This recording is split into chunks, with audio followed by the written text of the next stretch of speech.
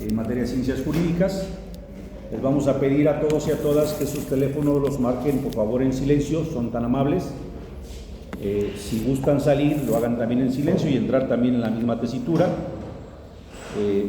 para guardar en escucha y en visión a los ponentes el respeto debido. El día de hoy en esta mesa tenemos la presencia de Pedro Rodríguez Mendoza, quien está aquí con nosotros presente, y quien nos habrá de presentar, nos habrá de disertar la ponencia que le denomina a él la insuficiencia de la visión positivista del derecho para solucionar los problemas de seguridad y construir la paz.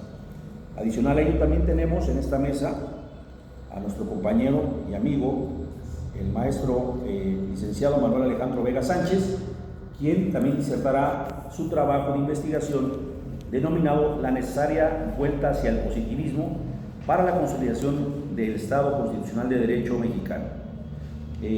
Voy a permitirme, en el contexto de la dinámica que tenemos, ambos tendrán hasta 20 minutos para disertar sus trabajos. Yo en lo particular lo que voy a hacer es, para que no los interrumpa, voy a levantar la mano. Habiendo levantado la mano, tienen hasta 2 minutos para cerrar. Bajando la mano, pues me va a dar a ustedes la facultad, pues, básicamente de pasar al próximo ponente, sobre todo por respeto a los siguientes trabajos. En el orden en el que se encuentra, vamos a leer, si me permiten, lo que es el currículum del maestro Pedro Rodríguez. Usando la tecnología, me voy a permitir, ojalá no nos falle. Aquí está. ¿Quién es el maestro Pedro Rodríguez Mendoza?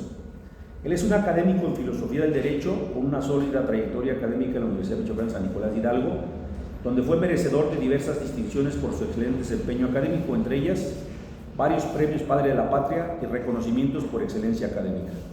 Es actualmente estudiante en el Doctorado Institucional de Filosofía por el Instituto de Investigaciones Filosóficas de la Universidad Michoacana de San Nicolás de Hidalgo, docente en la Universidad Contemporánea de las Américas y en la Universidad CEUMA en las carreras de Derecho y Filosofía.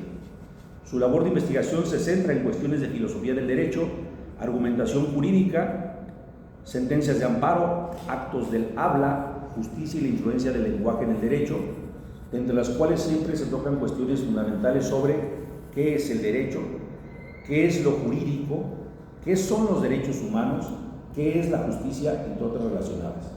Con lo que trata de descubrir o redescubrir, y comenta él, el derecho en su sentido más profundo y original, fuera de influencias modernistas, posmodernistas y positivistas.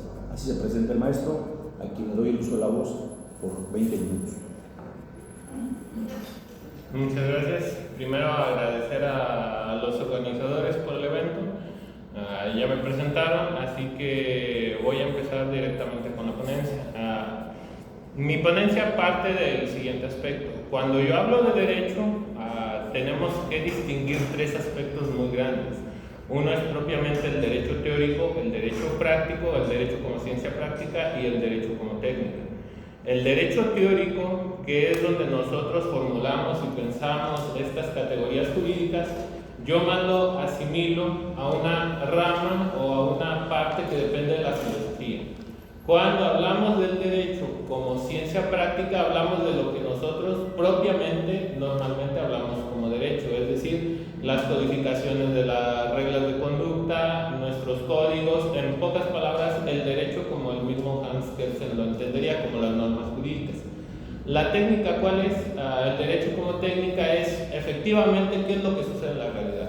No lo que dicen los códigos, no lo que dicen los códigos de procedimientos de cualquier tipo, sino lo que verdaderamente sucede en la realidad. Cómo se aplican esas normas de conducta. Entonces, lo que yo hago es, partiendo de la definición más clásica, por decirlo así, una definición muy simple del derecho como ese conjunto de normas jurídicas que regulan la conducta del individuo, de la conducta externa del individuo en la sociedad. ¿Qué es lo que hacemos?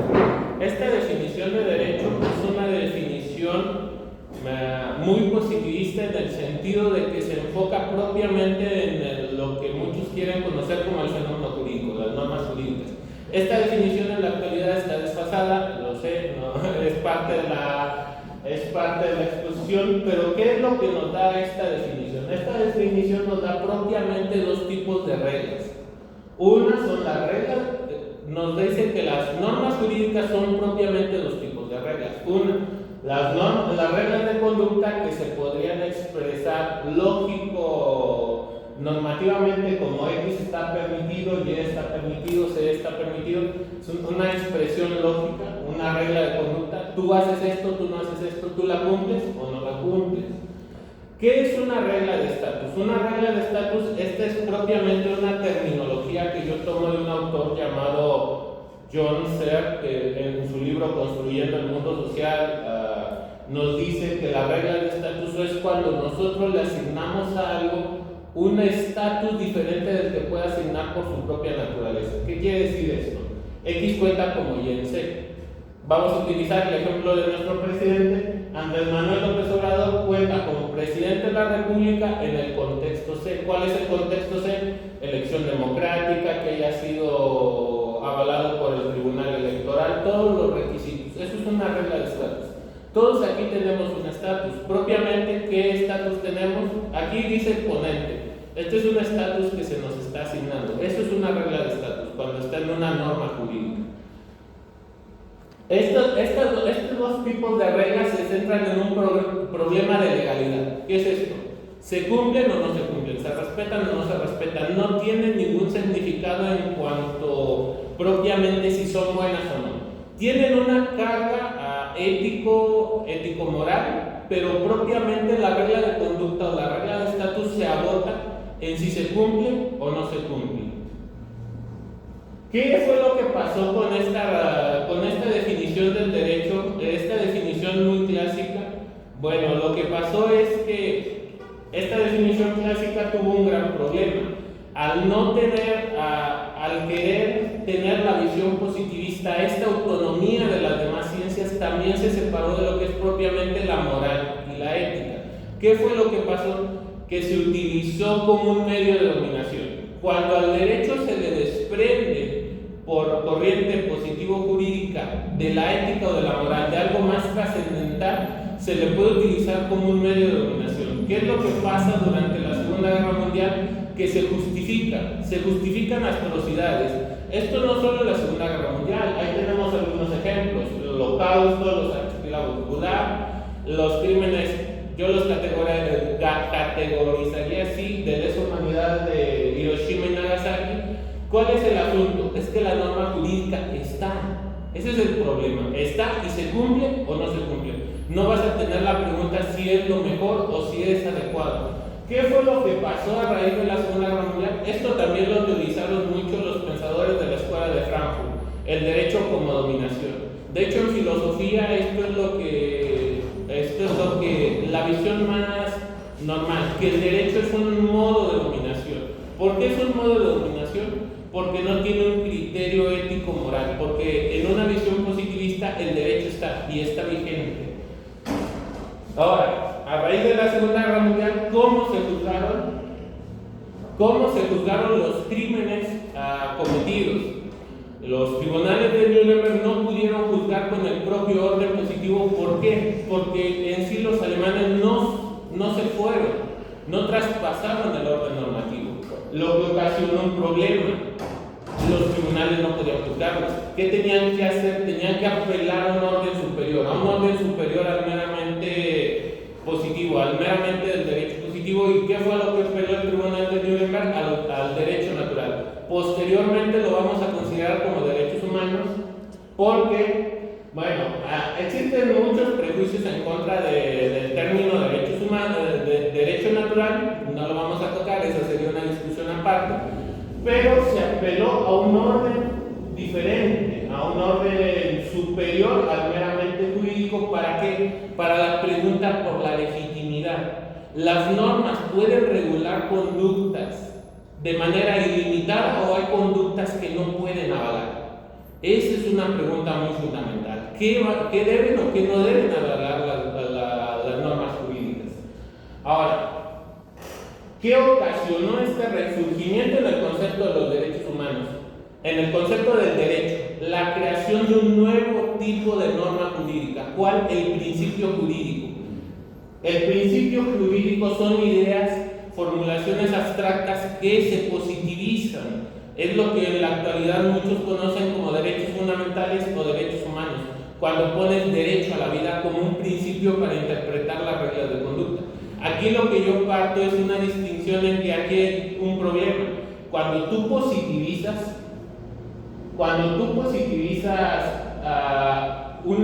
un principio abstracto como los del derecho natural, lo que haces es volver al problema pasado del derecho positivo, que pareciera que el estado de vuelta es el que determina cuáles son los derechos. ¿Por qué? Porque al final apelas a una ley fundamental, sea la Constitución o sea otro tipo de ley fundamental, porque la Constitución no es teóricamente la única ley fundamental, es la más importante y la más común en la actualidad, pero no es la única. ¿Qué problema nos ocasiona esto? Que regresamos al problema de que el Estado parece que tiene el dominio sobre qué son las conductas correctas y cuáles no. ¿Y cuál es este dominio? Ponerlo en una ley, ponerlo por escrito en una ley, ya sea como regla de conducta, ya sea como regla de estatus, ya sea como principio jurídico. Al final lo que resulta es, ahí está. ¿Qué pasa en la actualidad? En la actualidad se regulan hay muchos derechos humanos regulándose, pero la pregunta por si esos derechos humanos en un futuro no van a ser considerados un crimen de guerra como pasó con los alemanes, eso va a ser parte de la historia. Aquí estamos pensando, por ejemplo, en las ponencias pasadas hablaban de la desaparición forzada. En la desaparición forzada hay cierto ámbito de legalidad porque hay algunas figuras que los permiten. Escuché el ejemplo de que ingresaron a unas personas en un hotel psiquiátrico por mucho tiempo que acaba de ser liberado. Aquí la pregunta es, ¿eso lo permitió el derecho? Si lo permitió el derecho, ahí tenemos un problema. ¿Dónde está verdaderamente el derecho, la ley que se debe de cumplir? ¿Qué es lo que tenemos aquí? Yo hago estas distinciones y esta es mi crítica propiamente a la concepción tradicional. Tenemos que distinguir nosotros entre el principio de derecho humano propiamente hablando, que sería la idea abstracta, un atributo del ser humano, por ejemplo, educación, pero educación así, no como derecho, educación y todo lo que implique la educación como valor, como virtud. Después, cuando se positiviza en una ley fundamental, ¿qué es lo que sucede? Se formaliza el derecho a la educación. Ahí ya tenemos la formalización de un derecho, pero no se queda así. La positivización, ¿qué es lo que nos da? Nos da reglas de conductas y reglas de estatus. Ese derecho a la educación se expresa como reglas, artículo 3, como una regla de conducta, artículo 3, el Estado, Federación, Estado, Ciudad de México y municipios impartirá y garantizará la educación inicial, preescolar, primaria, secundaria, media superior y superior. Es un deber hacer, es lo que el Estado debe hacer. Pero la educación no se agota solo con eso. Hay otras formas de educación, los oficios, por ejemplo, o pensando en una educación de contacto directo, es decir, que una persona se eduque con otra directamente, con un profesor directamente. Todo esto está regulado, está positivizado. La regla de estatus, por ejemplo, que nos da un derecho positivo es la educación inicial, preescolar, primaria y secundaria conforme a la educación básica. Así es como vemos que el ideal de educación se volvió un derecho positivo. No digo que esto esté mal, no confundamos, eso no lo voy a decir, no está mal, pero no es suficiente. ¿Por qué? ¿Por qué esto no es suficiente? Porque surge no solo la pregunta por la legalidad, surge la pregunta por la obediencia de las personas. Aquí hay una pregunta muy importante, es esta.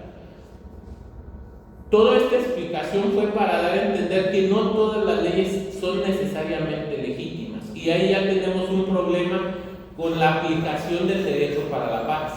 No todas las leyes son legítimas. Ahora, ¿cuál es el problema o cuál es la relación de todos estos aspectos con la paz? Es muy simple. ¿Qué pasa, por ejemplo, con el reglamento de tránsito? ¿Por qué una definición positiva del derecho no nos permite tener una cultura vía? La respuesta es esta. Las personas pueden querer o no querer el reglamento de tránsito. El reglamento de tránsito tiene un objetivo muy claro, es cuidarnos a todos, es tener seguridad de que cuando nosotros transitamos no va a ocurrir un accidente. Pero ¿qué pasa si nosotros mismos no aceptamos cumplir la ley? Para mí ese es el gran problema del derecho positivo. Las leyes en la actualidad se aprueban, y se aprueban por representación democrática y se aprueban de formas democráticas. Pero aquí la pregunta, y esto es una pregunta que yo me realizo mucho a partir del estudio de la filosofía, y las personas, ¿por qué no aceptamos el reglamento de tránsito? ¿Por qué cuando estamos en la calle no lo obedecemos si es para nuestro bien? Y no vamos a decir que son reglas o muy difíciles o muy estrictas, o no son reglas razonables, pero ¿por qué lo desobedecemos? Porque no estamos convencidos en él. ¿Por qué? Porque tenemos una sospecha ante la autoridad y ante el derecho. ¿Y de dónde viene esa sospecha? De que el solo existan las normas jurídicas no nos va a convencer a hacerlo. ¿Cómo nos convencemos a respetar una regla? ¿Nos convencemos por autoridad o por razón? Por autoridad ya lo tenemos, y es lo que hace la concepción positiva del derecho. Se imponen las reglas por autoridad. ¿Por qué? Porque el Estado las puso. Pero no se nos imponen por razón, porque sea lo más necesario, porque sea lo que nosotros necesitamos. Esto se ve más claramente en las leyes fiscales. ¿Por qué muchas personas tienen un desprecio o un relativo odio a las leyes fiscales? Porque no lo ven reflejado. Dicen, oigan, yo lo cumplo todo y la ley fiscal no me retribuye con obras, no me retribuye en la reparación de las calles. ¿Por qué tendría yo que cumplirlo? Entonces, por más perfecto que fuera el ordenamiento jurídico positivo, tenemos un problema de fondo. Si la persona acepta que ese ordenamiento es la mejor forma de llevar a cabo su vida. Y ese es el problema para mí de la insuficiencia. No que no sea necesario, la ley positiva es necesaria, pero ¿qué es lo que nos falta en la actualidad? Convencimiento en la ley positiva. Pero eso no se puede lograr desde la ley positiva. El Estado no te puede imponer creer en la propia ley. Tiene que ser una creencia por razón. Aquí el problema es si todas las leyes en México tienen una razón suficiente de existir. Esa sería una discusión muy aparte y sería muy específica de la ley en ley.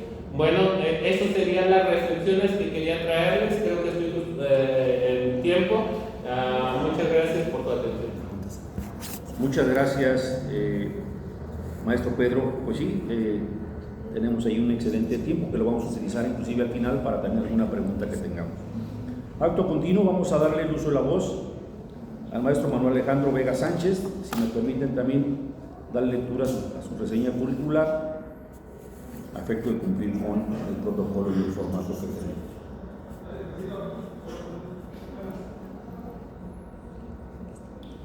Bien, Alejandro, licenciado Manuel Alejandro Vega, maestro Manuel Alejandro Vega, él obtuvo su licenciatura en Derecho por parte de la Universidad Michoacana San Nicolás de Hidalgo.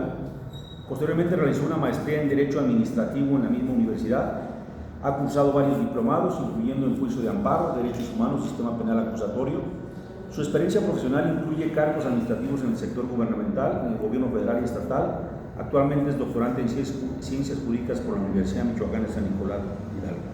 Repito, él nos va a exponer la necesidad vuelta hacia el positivismo para la consolidación del Estado constitucional de Derecho mexicano. Adelante, maestro. Muchas gracias. Quiero advertir que mi título de esta ponencia es más una especie como un clickbait, ¿no? Como se utiliza en YouTube, como volver a llamar al positivismo.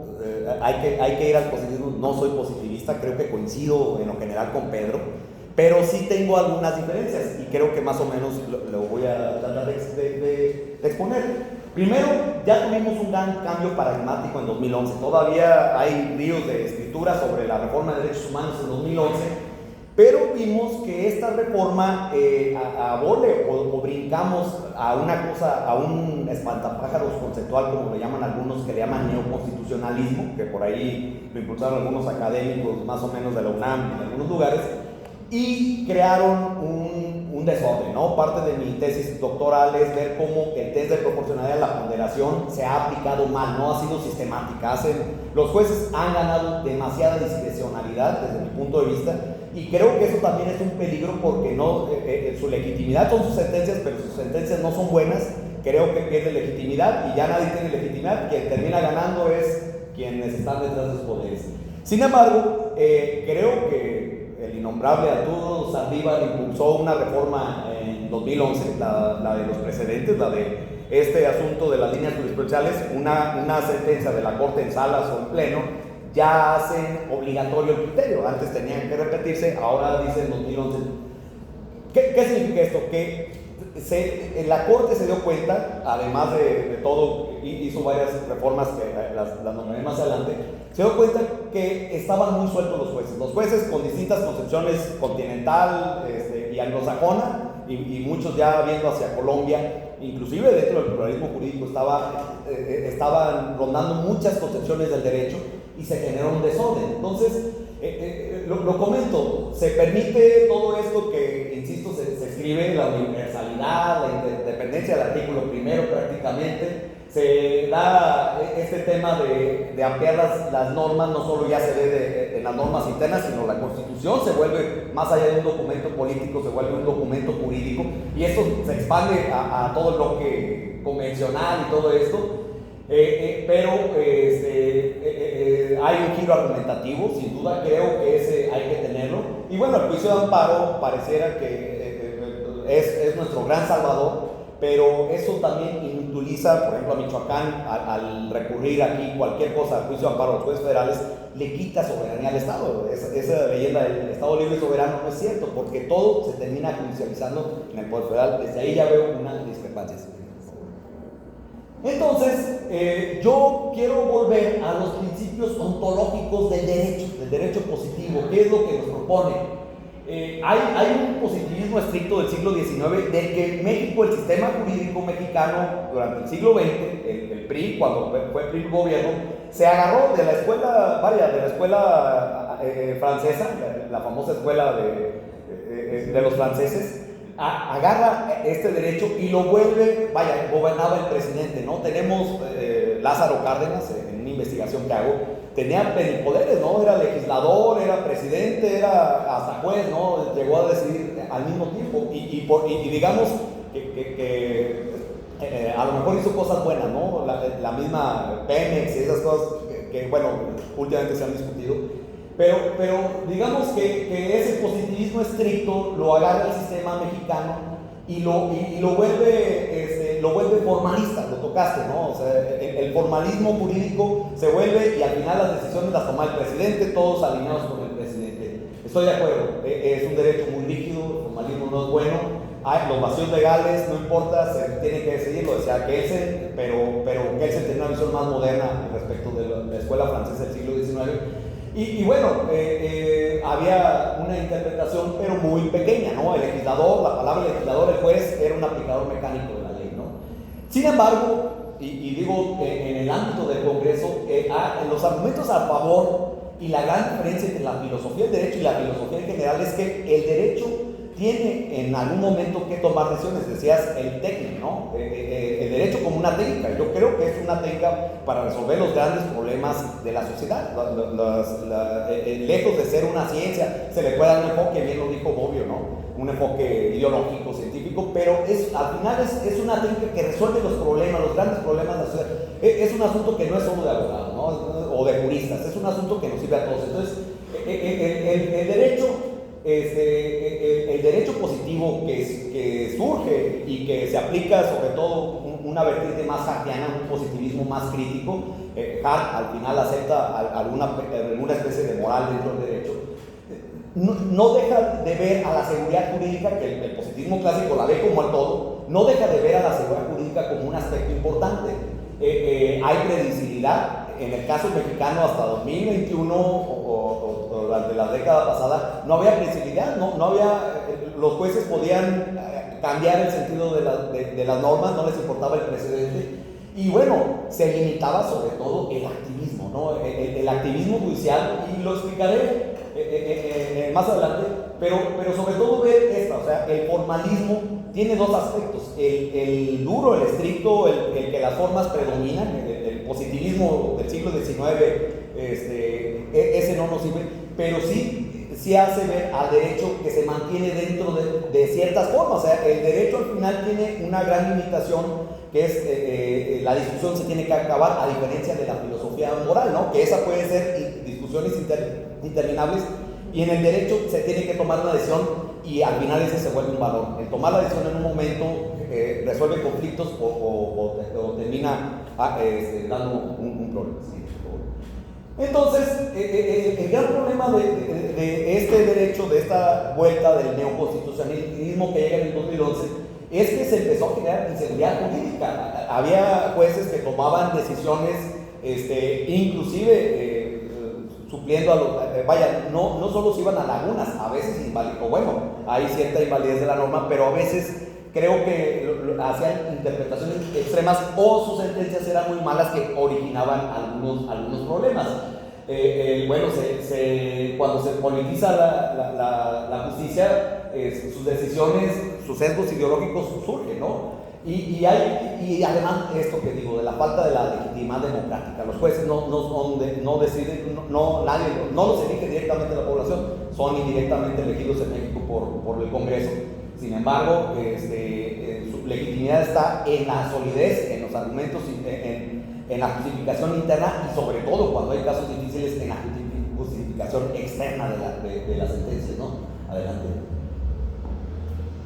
¿Y qué fue lo que pasó? Antes inclusive de la reforma 2011, ya empezaba, en parte de mi investigación, 2007 ya el test de proporcionalidad se lo inventan, surge de algunas cosas, pero viene el tema del aborto. ¿Qué pasó con el tema del aborto? Se da en la Ciudad de México, venía una ley de 2001, en 2008 impugna una minoría y se entra en el debate. Entonces decide en ese momento la Corte, una discusión muy acalorada, una sentencia de 1.313 páginas, parecía una discusión más filosófica, el engrose quedó de 1.313 páginas, y lo peor es que la argumentación, la ratio decidendi, no fue profunda, no fue clara, ¿no? ¿Qué fue lo que ocasionó? En la Ciudad de México se prohibió o se habilitó el tema del aborto, pero en eso reaccionaron las entidades federativas.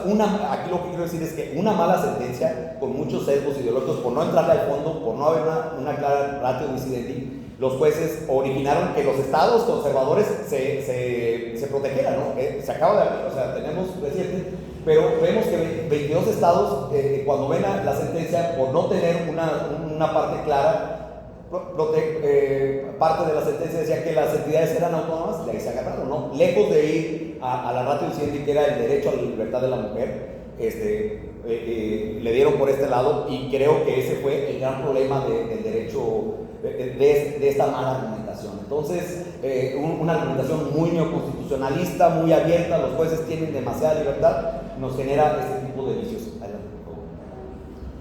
Entonces, la propuesta es no activismo, pero sí los jueces creo que tienen que ser activos. Tienen que, dentro de los límites del derecho, señalaba la parte positiva de la formalidad del derecho, es que el juez tiene que hacerse llegar de pruebas, tiene que ser activo, pero dentro de esas reglas del derecho, y no tratar de imponer su visión ideológica y dar argumentación que no está tanto en las reglas, en el derecho legislado, como en los precedentes. Esos deben ser los grandes límites, y cuando hay lagunas axiológicas es cuando debe entrar la ponderación. Es decir, la ponderación no debe estar en todo momento. Eso es muy riesgoso para la seguridad jurídica de un país, porque se van a imponer visiones ideológicas. Entonces, esto ha permitido, creo que ese demasiado activismo, sin embargo, ha logrado, pero el juez debe ser nada más activo. Los jueces deben ser activos, y bueno, eso nos dará o nos dará algunas soluciones. Adelante, por favor.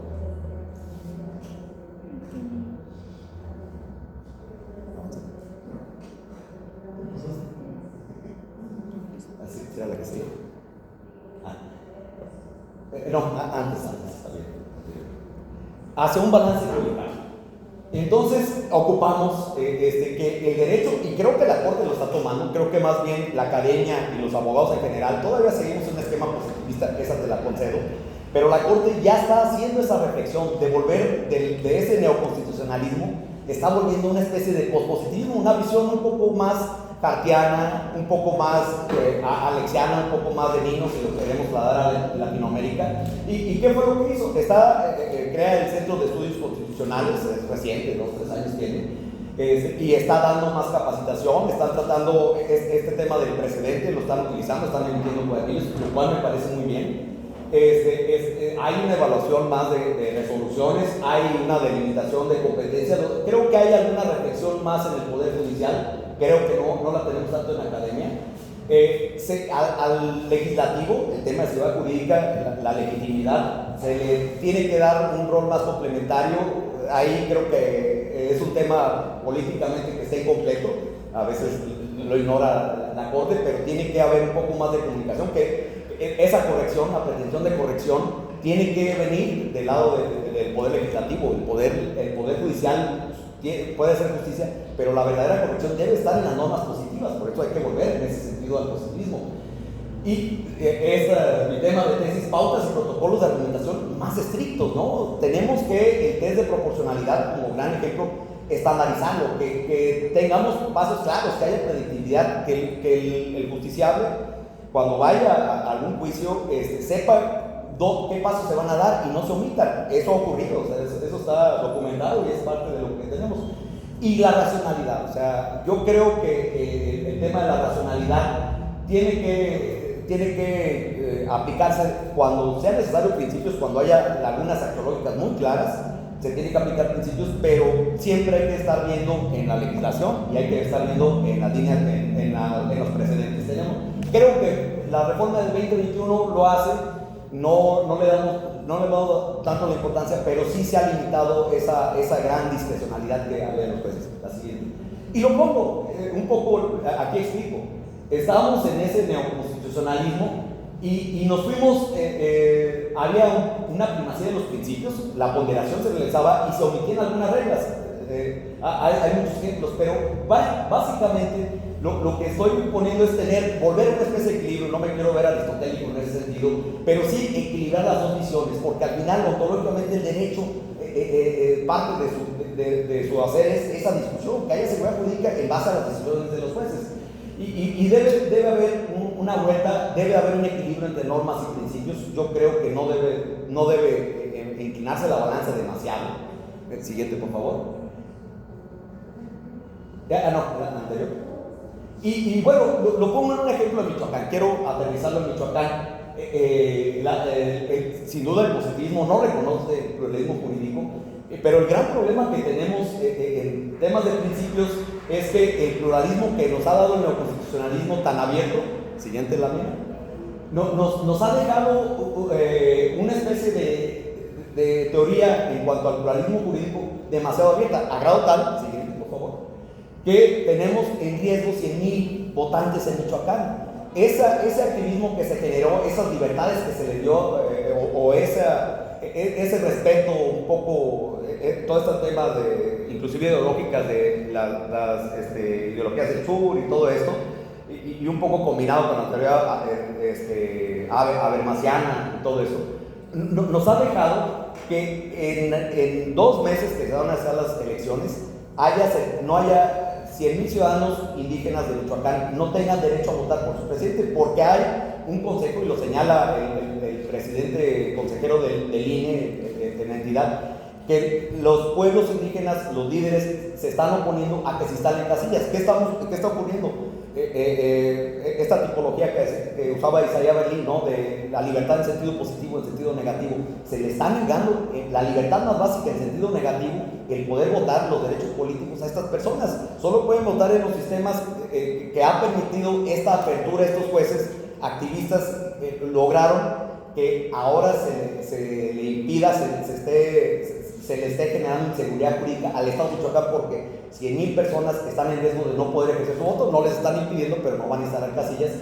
Ese para mí es el ejemplo más claro en lo local, y tal vez el más contundente, de que no podemos dejar tan abierto, tenemos que tener un equilibrio entre los principios y las reglas, no irnos a ese espantapájaros conceptual que es el neoconstitucionalismo, y sí tener un derecho que vaya en más equilibrio, evitar la ponderación. Sí, los principios no deben ser siempre los que ganen, sino que siempre tenemos que ver hacia el derecho positivo, y cuando un tema no lo resuelve el derecho positivo es cuando tenemos que entrar con el tema de los principios. Muchas gracias. Muchas gracias, gracias a ambos. Bueno, pues como ustedes pueden observar, como pueden escuchar, básicamente podríamos hablar, como es parte de este ejercicio, hay un debate de fondo, un debate muy interesante en ambas posiciones. En algún momento se acercan, coinciden efectivamente. Manejo y resalto el tema del maestro Pedro en el sentido de que habla mucho del razonamiento, de la racionalización efectivamente del derecho, y el positivismo parece que es lo que trae, y de repente el positivismo per se pues también lo hace infuncional. Yo creo que se va a buscar el equilibrio, sobre todo esperemos que en ese contexto y ese resultado pues la sociedad salga beneficiada. Tenemos tiempo, yo pediría el uso de la voz de los participantes. Adelante, doctor. Gracias. A mí me llamó mucho la atención una definición que pone Pedro al principio, que habla del derecho, pero pone por ahí que el objetivo, y yo estoy de acuerdo totalmente, dice que es una vida social armónica. Ese es el objetivo. Le pregunto a los dos, ¿están de acuerdo con eso? ¿Qué es el objetivo último del derecho? Es que al final, no, sí. Si partimos de eso, todo el desarrollo tiene que partir precisamente de ese objetivo. Si no vale la pena construir absolutamente nada. La utilicé bueno, los que son juristas sabrán que esa es una definición muy estilo Eduardo García Maínez. Pero no, para mí, ¿cuál es el objetivo final? Si tengo un objetivo final, no sería la vida armónica. El objetivo final sería algo todavía peor y más abstracto, no se preocupen. Sería la felicidad. ¿La felicidad en qué sentido? La felicidad en el sentido del desarrollo pleno del ser humano en todas sus capacidades con sus atributos. Cuando yo me refiero a atributos del ser humano, me refiero a todo aquello que nos hace seres humanos, aquello que nos distingue como seres humanos.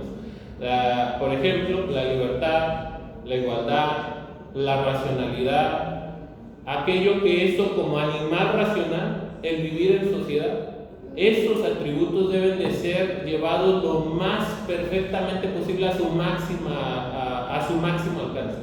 No se va a poder, es un estándar muy difícil, pero yo lo que quiero como estándar es lo más que se pueda. Ese es el estándar que yo veo que el derecho debe de realizar, permitirle al ser humano desarrollarse plenamente en sus atributos, en los atributos que nos hacen seres humanos. Esta postura de los atributos del ser humano está muy vaga, lo sé porque tendríamos que mucho más tiempo explicarla. El doctor Camarena lo sabe, él me dio clases para que más o menos se den una idea, y si tienen alguna inquietud respecto de a qué yo me refiero con esto, yo parto de una visión muy realista tomista, del realismo tomismo. ¿Por qué? Porque incluso he encontrado ese realismo tomismo en autores como Luis Villoro, que se busca el sentido. El ser humano en la actualidad ha perdido un sentido. Hay un vacío en el ser humano, y esa es la pregunta, y eso es algo que se caracteriza por la modernidad y posmodernidad. La modernidad se basó solo en la razón, es lo que importa, la razón y el conocimiento racional, pero pierde sentido y se suicida, que es lo que nos lleva al posmodernismo. La razón no nos puede llevar a una vida adecuada. Entonces, ¿qué es lo que nos falta? Nos falta sentido. Pero para ese sentido tenemos que vivir en comunidad, porque somos un animal social. Somos un animal social, solo en comunidad lo vamos a poder vivir. Pero en comunidad, como seres individuales, con nuestra propia voluntad, sentimientos, creencias, emociones, sueños y deseos, va a generar fricciones. Ahí es donde el derecho entra. Por eso digo que el derecho positivo es necesario. Tenemos que tener un estándar de regulación para resolver esos conflictos. Pero si nosotros no aceptamos que ese derecho positivo es el más adecuado, ya de entrada tenemos un problema. Vamos a estar insatisfechos con el mismo estado en el que vivimos, con la misma sociedad. ¿Por qué? Porque la sociedad la vamos a tener como algo que nos oprime en vez de algo que nos hace realizarnos. Por eso yo voy más a la felicidad, pero lastimeramente por razones de tiempo no puedo continuar a explayarme más. Pero es en ese sentido, doctor, buscar ese poder desarrollarnos en sociedad. Por eso la ley positiva es necesaria, pero la ley positiva para cumplirse o no cumplirse, porque está este asunto con las leyes penales de que uno cumple la ley cuando comete el asesinato y por lo tanto es homicidio. Dejemos ese tema de lado. Para poder desarrollarnos plenamente en la sociedad necesitamos eso, necesitamos un estándar. Pero ese estándar tenemos que aceptarlo, y ese es uno de los grandes problemas en el derecho en la actualidad. Vamos y le preguntamos a la gente, es un mal argumento, muy mal argumento, lo sé, pero vamos y le preguntamos a la gente, y la gente no cree en el derecho, no cree en los abogados, no cree en los jueces, no cree en el Estado, solo vive en la sociedad porque el Estado es quien nos rige. Pero en verdad no lo aceptamos, porque en verdad no buscamos ni siquiera vivir conforme a las leyes. Y ahí es donde surge la pregunta, ¿en verdad aceptamos las leyes que nos están rigiendo? Nosotros, como personas, o tenemos un cierto rechazo y por eso no las aceptamos. Es una pregunta que yo me realizaría para cumplir el derecho. ¿La estamos verdaderamente aceptando? Pongo el ejemplo de la familia ya para finalizar. Cuando nuestros padres nos ponen una orden, una regla, la más básica, una regla familiar. La aceptamos por autoridad de ellos, es indudable. Pero lo más perfecto sería no solo aceptarla por autoridad, sino también aceptarla por razón. Y eso, de esa manera, podríamos vivir más plenamente. A eso me refiero con felicidad. Poder resolver los problemas, pero sabiendo que estamos en una sociedad. Bueno. Muchas gracias. Ahora respondo yo. El objetivo del derecho. Yo creo que el derecho es, por antonomasia, su objetivo es ser la resolución de los grandes problemas, de los problemas. Insisto, creo que esa es la definición por la que debe ser técnica, una definición un poco aristotélica. Es una técnica, más allá de ciencia, o como de repente lo encasilló el viejo prismo durante 70 años, ¿no? Entonces, creo que es su principal objetivo el resolver problemas complejos de la sociedad, y es un valor. Por eso digo que el derecho positivo ontológicamente tiene que seguir, pero también creo que debe ser debe corregir, debe tener pretensión de corrección. O sea, que esas soluciones que dé, vaya, iba a decir justicia, ¿no? El objetivo del derecho es la justicia, un término muy abstracto, pero a lo mejor un tema de justicia que tiene que ser retomado históricamente, ¿no? ¿Cómo vieron la justicia desde los pandectistas? ¿Cómo la vieron los socialistas? Tenemos que equilibrar, y tiene que ser los jueces con la racionalidad. Yo creo que la racionalidad tiene que aportar a los jueces, debe ser su principal elemento cuando discuten, y trasladarse esa racionalidad al legislativo. Tenemos que tener, y creo que esa es la parte, no perder esa parte moderna. O sea, retomando un poco la acción comunicativa, ahí Alex y Habermas, que ahí tienen sus diferencias. Creo que la sociedad tiene que comunicarse para resolver sus problemas. Debe de haber la sociedad tiene que ser madura, porque al final son los que duelen. Y comentaba Pedro la felicidad. Creo que la felicidad es algo muy pretencioso. Creo que el derecho no alcanza, porque lo veo muy alto, y sí lo veo como un tema muy subjetivo. Creo que el derecho, si aspirara a eso, y recordemos que por aquí algo le llamaban república amorosa, y creo que no fue precisamente algo muy ahí. Russell y algunas escuelas de Sudamérica lo manejan. Creo que es ir demasiado a la pretensión, porque eso es un asunto muy subjetivo, muy de la intimidad. Creo que el derecho debe estar fuera de tiene que estar en esa externalidad, y generar una especie de justicia sustantiva, ¿no? Generar equidad donde las cosas estén desequilibradas, darle a cada quien sus cosas. Cuando a alguien le quitan la propiedad, tiene el derecho que devolver, pero además esa corrección, integrarse en las leyes positivas. Y bueno, yo sobre todo creo que inclusive cuando alguien pierde un asunto en una sentencia, pero esa sentencia está bien argumentada, tiene las razones, insisto, sobre todo la justificación externa, creo que esas personas quedan relativamente tranquilas. Se enojarán cuando uno pierde, pues, no se da, pero ese giro argumentativo tiene que estar ahí para que las personas vean que se razonó. La racionalidad no va a desaparecer. Creo que la racionalidad, por más que estemos en contra de muchos aspectos de la modernidad, la racionalidad es el único aspecto unificador que tenemos cuando hay un país o un mundo multipolarizado y con muchas religiones y con muchas formas de pensar. La racionalidad, al final, el argumentar, tiene que ser un elemento que tiene que estar siempre presente en el derecho. Muchas gracias. Bueno, pues para ir cerrando, a mí me llama la atención y creo que hay un elemento, hay una parte que pudiésemos considerar o pudiese yo considerar sustantiva, que hoy prácticamente es, entre comillas, novedad en nuestro derecho mexicano, que es, por ejemplo, la mediación. La mediación de alguna manera se ha vuelto un parteaguas precisamente para hacer entrar en razón respecto a lo que dice el derecho, sus consecuencias entre dos partes, y que más o menos, yo sé que siempre habrá una persona que se oponga a un resultado, pero buscar efectivamente que las partes estén conscientes y estén de alguna manera de acuerdo con algún razonamiento que ellas hacen en función también después de una sentencia basada en el derecho. Pues con esto prácticamente terminamos la mesa. Les agradecemos a los ponentes, a los participantes, y pues un aplauso merecedor para ellos.